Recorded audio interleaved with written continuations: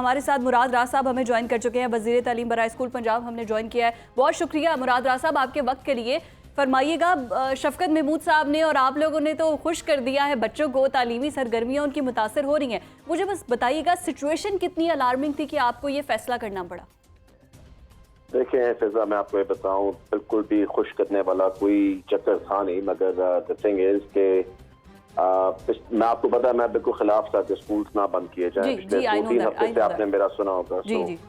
But at the end of the day, जब मैंने पिछले मंडे को मैं इस्लामाबाद में जब मीटिंग अटेंड की NCOC की, और फिर आज जब मैंने अटेंड की, अलार्मिंग नंबर्स थे। सो इसलिए दैट्स व्हाई बजाय कि चीज बिल्कुल आउट ऑफ कंट्रोल हो, आई थिंक प्रिकॉशन लेने जरूरी है। So that's why we decided कि फॉर द टाइम बीइंग 4 हफ्ते के लिए बंद कर दिया जाए। ठीक।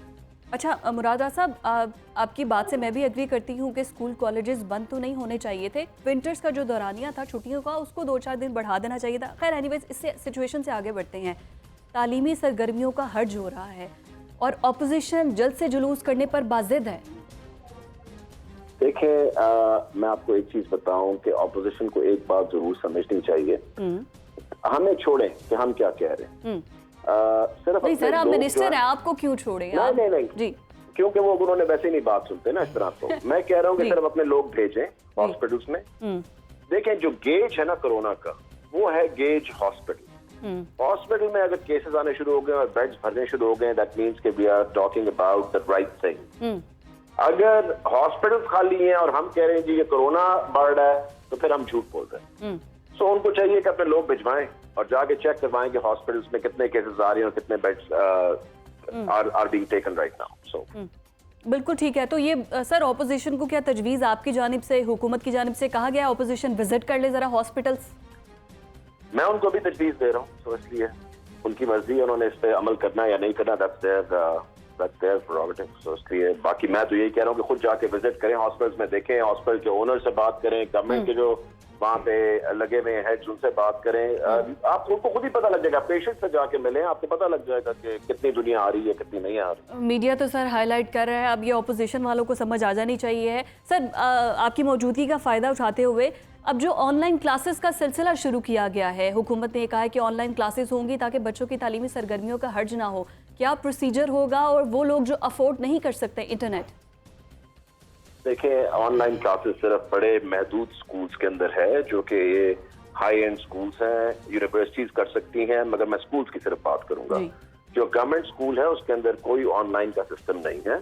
सो इसलिए मैं आपको ये बताऊं कि एक तो हमारा जो तालीम घर का प्रोग्राम है वो टीवी पे शुरू हो जाएगा, उसको भी आप एक साइड पे कर दें।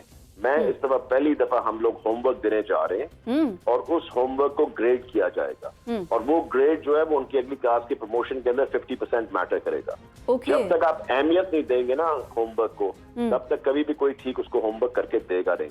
सो this homework is going to be 50% dependent on the promotion into their next classes. बिल्कुल ठीक सर। बहुत सी तंजीमें हैं जिन्होंने जो है वो एहतजाज भी किया है और ये भी कह रही हैं कि स्कूल सबसे ज़्यादा SOPs फॉलो कर रहे थे, लेकिन तालीमी इदारे बंद नहीं करने चाहिए थे। आपने खुद फरमा दिया कि आप भी इसके खिलाफ थे। यासिर हुमायूं साहब जो हायर एजुकेशन कमीशन के मिनिस्टर हैं हायर एजुकेशन के, वो भी इस चीज़ के खिलाफ थे। तो फिर क्या सोच के ये फैसला किया गया? देखिए, जो नंबर्स हमें आज मिले और पिछले एक हफ्ते के अंदर मिले, मैं फिजा आपको एक चीज बताऊं, ये नंबर्स डे टू डे बढ़ रहे हैं। It is not week to week या मंथ टू मंथ की मैं बात नहीं कर रहा आपसे। जो परसेंटेज पिछले हफ्ते मैंने देखी थी 10, 15, 20% उससे ज्यादा नंबर्स, 25% की जगहों पर ज्यादा नंबर्स।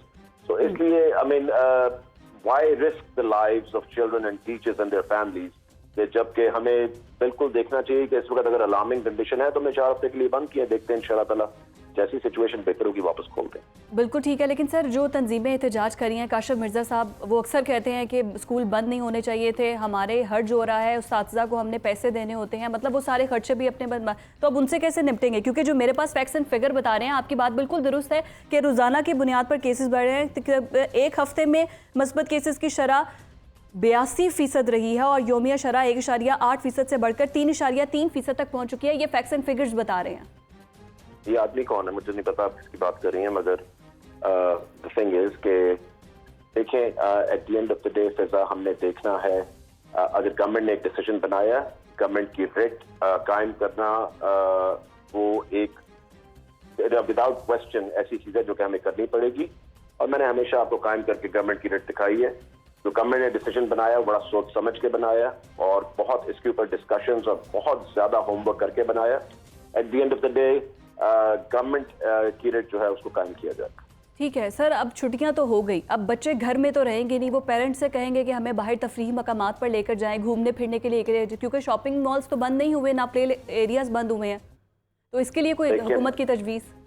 मेरी सब आपको पता है कि पिछले पूरे हफ्ते से मैं यही तजवीज़ सबको दे रहा हूँ और गवर्नमेंट को भी मैंने आज ये दी है मीटिंग के अंदर सबको, कि अगर बच्चों को हमने यहाँ से बंद कर दिया है तो अगर मॉल्स में जाना भी बच्चों का बंद होना चाहिए, पार्क्स में जाना भी बच्चों का बंद होना चाहिए, मार्केटों में जाना बंद करना चाहिए, क्योंकि आप वो प्रॉब्लम का हल नहीं है। प्रॉब्लम का हल है कि जहाँ पे इनको आप घर में बिठाएं, क्योंकि अगर इन्होंने मॉल चले जाना है या पार्क चले जाना है या मरी चले जाना है तो कोई फायदा नहीं है स्कूल बंद करने का।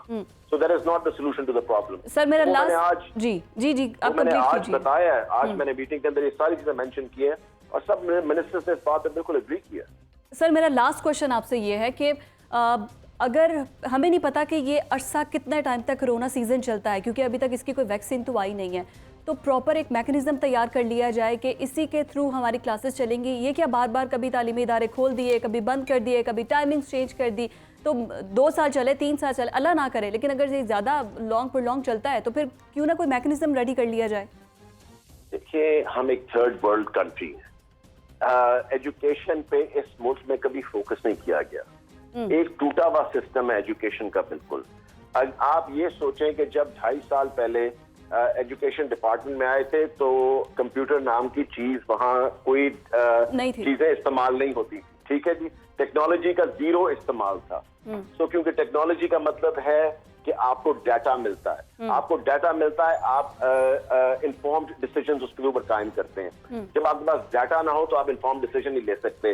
ट्रांसपेरेंसी आती है, करप्शन रुकती है टेक्नोलॉजी से। तो हमारी तो यही कोशिश रही है जब से हम आए कि हम टेक्नोलॉजी का मैक्सिमम इस्तेमाल करें, मगर इतने बड़े सिस्टम को एकदम ट्रांसफॉर्म कर देना टेक्नोलॉजी के साथ, it's impossible, it cost a lot of money, it will take time. It will take time. बहुत शुक्रिया डॉक्टर मुराद राज साहब हमारे साथ मौजूद थे और उनका भी यही कहना था कि तालीमी सरगर्मियों का हर्ज नहीं होना चाहिए है, और दूसरी तरफ जो प्ले एरियाज हैं फिर बच्चे अगर वहाँ जाएंगे तो वहाँ से भी बढ़ सकता है।